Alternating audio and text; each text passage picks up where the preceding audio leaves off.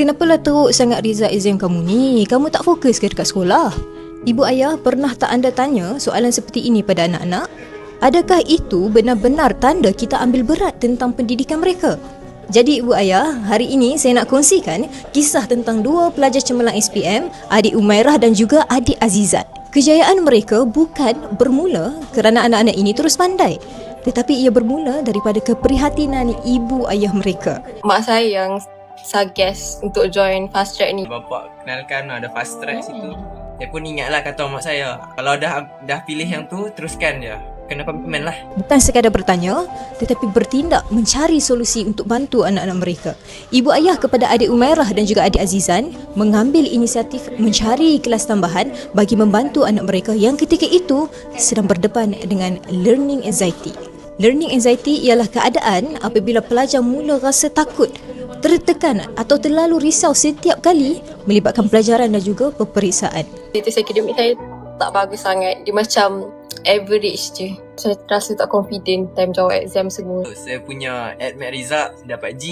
Masa saya study tu memang ada rasa menyesal lah pula. Awak tak ambil full seni lah. Awak ambil science stream sikit. Awak ambil science. Jadi bila keadaan ini berterusan, pelajar akan mula hilang keyakinan diri, susah fokus, takut bertanya dan rasa mereka ni tak pandai. Daripada segala rasa dan perasaan negatif itu, tapi kini mereka mula berani bertanya dan juga seronok nak belajar. Dan akhirnya usaha itu diterjemahkan kepada keputusan SPM yang cemerlang.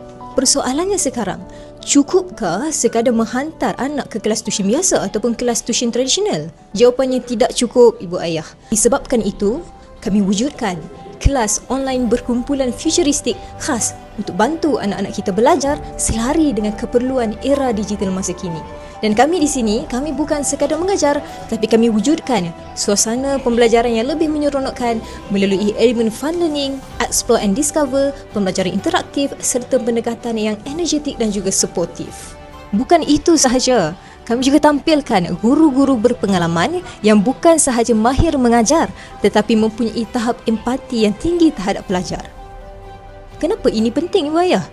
Kerana apabila pelajar rasa selesa dan rasa difahami, mereka akan lebih bersemangat untuk belajar dan lebih mudah memahami pelajaran dan lebih yakin untuk bertanya tanpa rasa takut. Yang menariknya lagi, anak ibu ayah juga akan terima akses portal pembelajaran.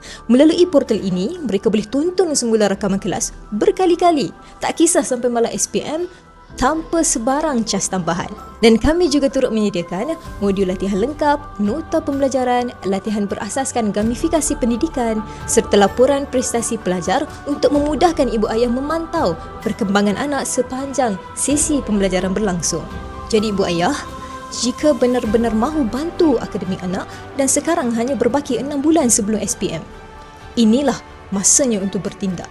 Jangan sampai keputusan yang kita tangguhkan hari ini jadi penyesalan pada masa yang akan datang.